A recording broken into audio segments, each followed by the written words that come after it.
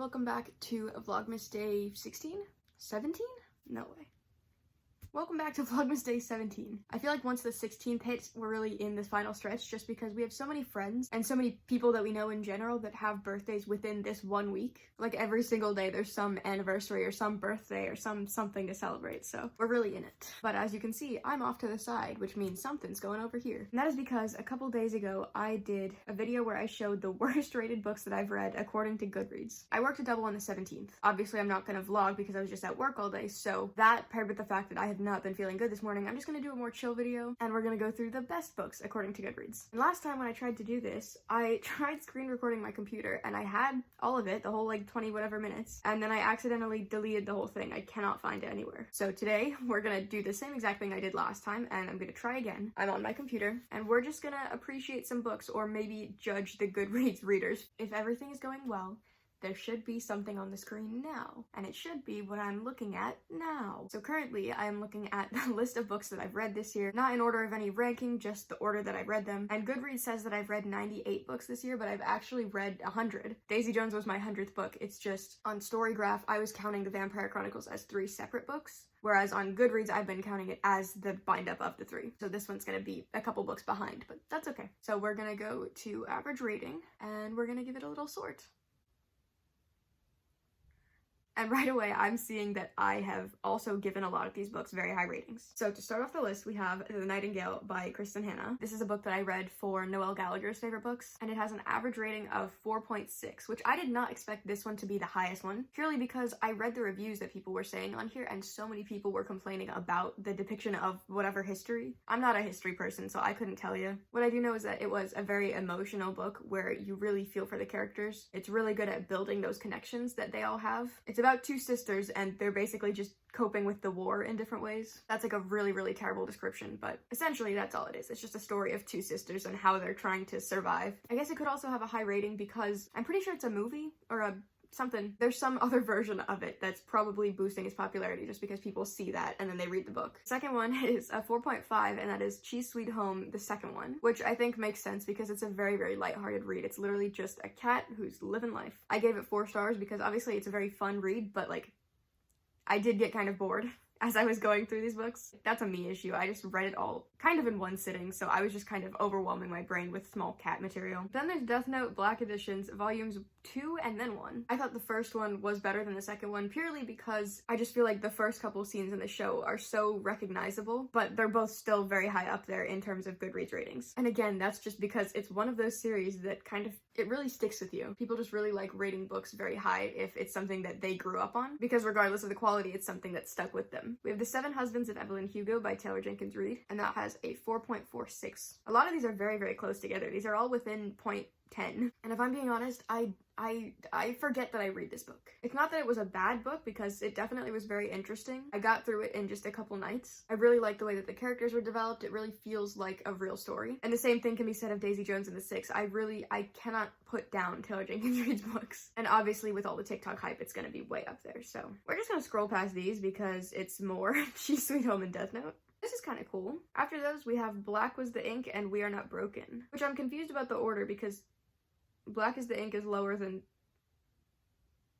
I don't know why they're ordered like that. It's really interesting that both of these are so high up just because I got them both from the library, but they're talking about much heavier topics. They're talking about race and class issues and gender identity and all of these things that people kind of shy away from. And it's very nice to see that they are fairly recognized as good books. I definitely was not expecting to see them this high, but I'm very happy that they are because I think they were both pretty important stories to read and just important perspectives to hear from. The Song of Achilles by Madeline Miller, again, another TikTok book. Nobody is surprised to see that up there. I did not expect Shiver by Junji Ito to be the first book because I've read a couple of his books this year. I definitely thought that Uzumaki is kind of like the more popular one and that one would be higher rated, but I'm not mad about this. We have 3 books with 4.35. We have Shiver, We Are Not Free, and It Ends With Us. For We Are Not Free and It Ends With Us, I guess I could agree that they're both on the same level, but I think that level needs to be way farther down. For We Are Not Free, you're following like 14 people. Again, it's another story about race and class and dealing with life. It's actually a really sad story, but the fact that there were so many perspectives, I could not follow it. I didn't really care about the characters because I didn't know who they were. Every couple chapters, it would jump around to another character to the point where I didn't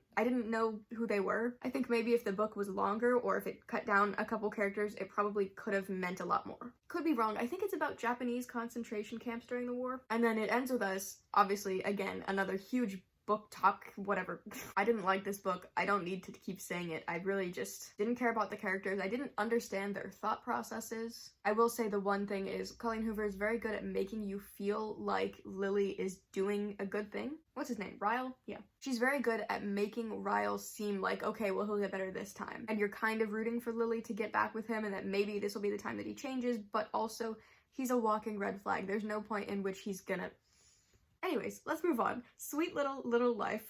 Hanya Yanagihara's A Little Life. I love this book. It is very, very heavy, and if you cannot read this and you cannot hear about it, then that is so fine. Definitely check in with yourself before you read it, but it is so understandable to me why it is highly ranked. A 4.34 for a book that is talked about so negatively and that so many people cry and say it ruined their life and they can't finish reading it because it's just too much. Even if they're emotionally devastated, they still either recognize that it's a good book or a majority of people still feel for the characters more than they are destroyed by what happens. I really, really enjoyed this book. It's a little bit of a longer one, but it really gives you time to invest in the characters' lives and to learn the little details about them and to see how they all interact with each other. And I really, really loved just getting to hear about this little 4-person friend group and how they all came together, fell apart, just to show that they cared for each other. Even if obviously they're not going through the best things, they were all there for each other in the end, and I think that is so important. And I definitely, it's currently in my TBR cubby back here. I very much want to reread this next year because it's just such a comforting experience, I guess, to read something like that. But again, I totally understand if you can't read it.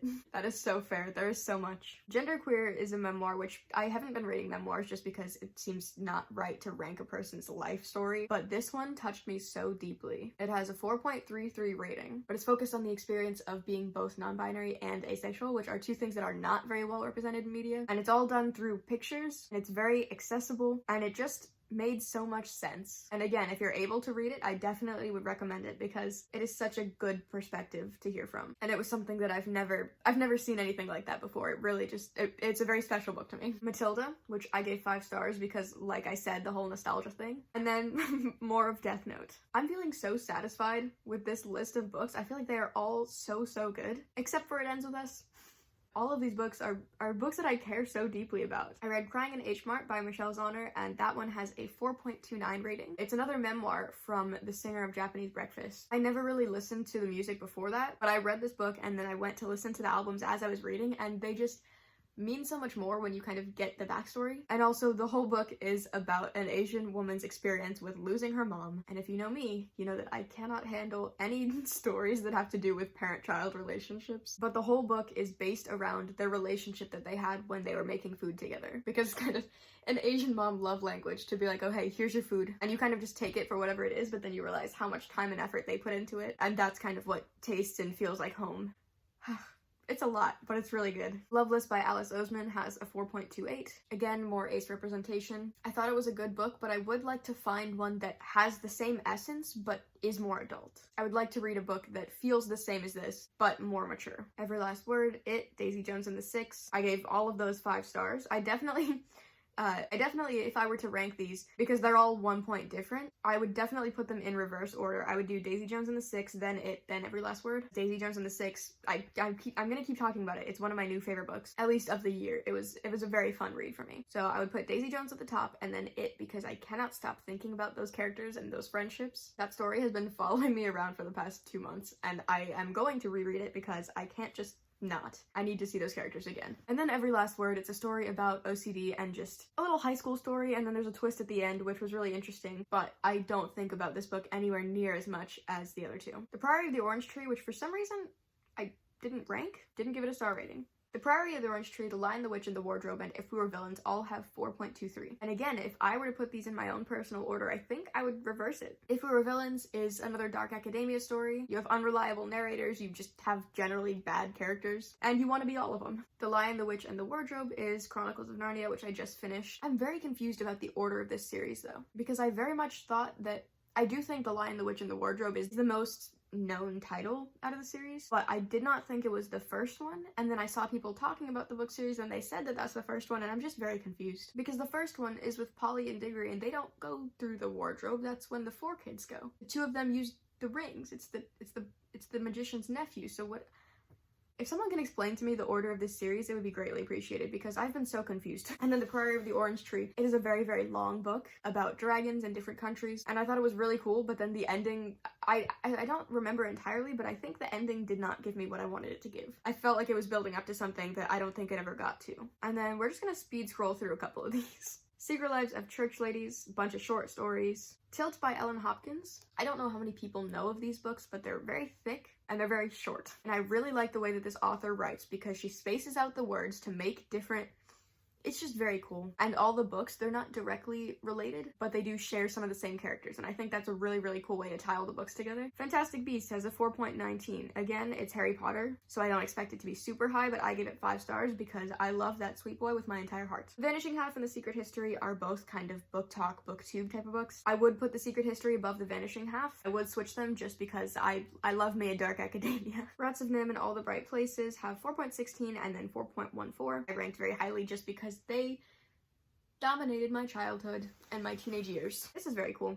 We have 4 books with 4.14. We have All the Bright Places by Jennifer Niven, The Death of Vivek Oji, We Are the Ants, and then Library of Souls, which is the 3rd book in the Peculiar Children series. And when we're looking at my ratings, I obviously gave All the Bright Places and We Are the Ants 5 stars, Death of Vivek Oji got 3, and then Library of Souls got 4. I don't remember what book that is in the Peculiar series. I kind of only remember the first one, so I can't say anything about that. I definitely would put Vivek Oji at the bottom, just because I kind of got bored by the end of it. And then I don't know about the other 2 because they're both written for a younger audience. Like All the Right Places, I always say is my favorite book, but I reread it this year, and it didn't have anywhere near the same impact just because I am not the age of the characters and I don't feel the same way that they do anymore. It's 5 stars in terms of vibes, but I don't know 5 stars in terms of actual writing. And We Are the Ants follows a teenage boy as he decides whether or not to end the world, I think. I really like the concept and I really like the depiction of his thoughts because it felt very real. So I think if I were to rank these, I would put that above All the Bright Places. And I think I'm gonna end this video here. Okay, hopefully if that worked out, I will have something to accompany me while I'm talking. But overall, it's very cool to see that for the most part, I do agree with what people are saying. It would be cool to have my own thoughts and to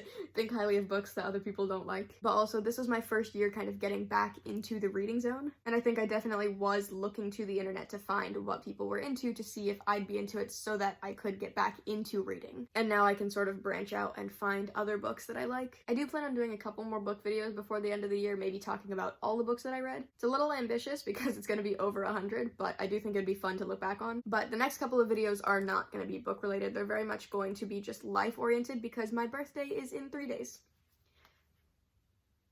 So,